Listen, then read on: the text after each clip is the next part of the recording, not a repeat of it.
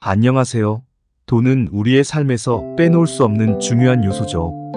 돈이 행복의 전부는 아니지만 우리가 원하는 삶을 사는 데 있어서 중요한 역할을 한다는 것은 부정할 수 없습니다. 그런데 여러분, 혹시 내가 평생 얼마나 돈을 벌 수 있을지, 돈복이 있는 사람인지 궁금하지 않으신가요? 오늘은 사주를 통해 여러분의 평생 재물운을 알아보는 시간을 가져볼까 합니다. 내가 돈을 벌기 좋은 시기와 돈을 잃지 않기 위해 조심해야 할 시기까지 사주가 알려주는 재물운의 모든 것을 파헤쳐 보겠습니다. 자, 이제 본격적으로 시작해 볼까요? 1. 사주로 보는 재물운의 기본 개념. 먼저 사주에서 재물운이란 무엇인지 간단히 짚고 넘어가야겠죠. 사주에서는 재물운을 나타내는 몇 가지 중요한 요소가 있습니다. 사주팔자에서 재물에 해당하는 재성과 관성을 통해 개인의 돈복을 판단할 수 있습니다. 재성은 곧 돈이나 물질적인 자산을 의미하고, 관성은 이를 관리하거나 지키는 능력을 나타냅니다.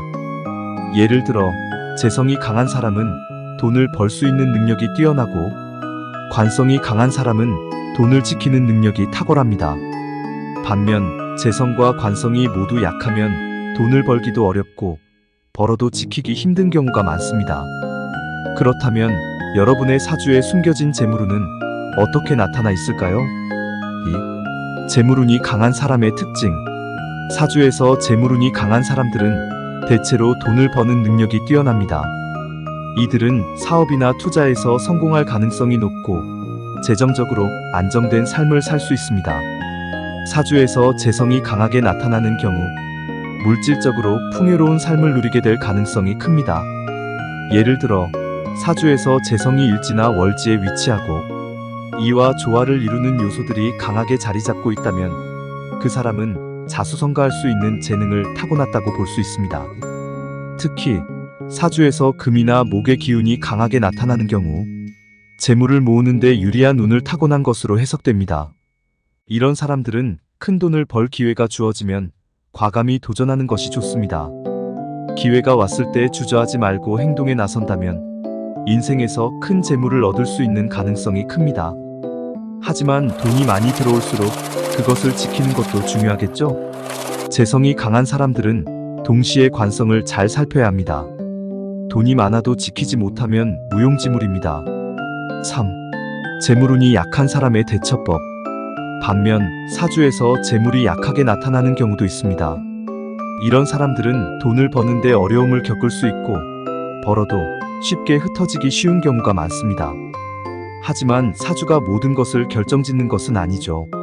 재물운이 약하더라도 이를 보완할 수 있는 방법들이 있습니다. 우선 재물이 약한 사람들은 지나치게 큰 돈을 벌려고 하기보다는 안정적인 직업을 선택하는 것이 좋습니다. 작은 이익을 꾸준히 모아가는 방식이 이들에게는 더 적합합니다. 또한 재물이 약하다는 것은 돈을 벌기보다는 사람들과의 관계에서 재물을 얻게 될 가능성이 높다는 뜻도 됩니다. 인맥을 잘 활용하고 주변 사람들과의 신뢰를 쌓는 것이 중요합니다.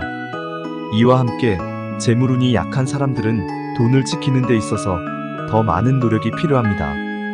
재물운이 약할 때는 큰 투자나 도박과 같은 위험한 선택을 피하고 철저한 재정관리와 저축을 통해 돈을 지켜나가는 것이 중요합니다. 돈을 잃지 않는 것이 곧 돈을 버는 것과 같다는 점을 명심하세요. 4. 평생 재물운을 강화하는 방법. 그렇다면 사주가 약한 사람들은 평생 재물운을 어떻게 강화할 수 있을까요?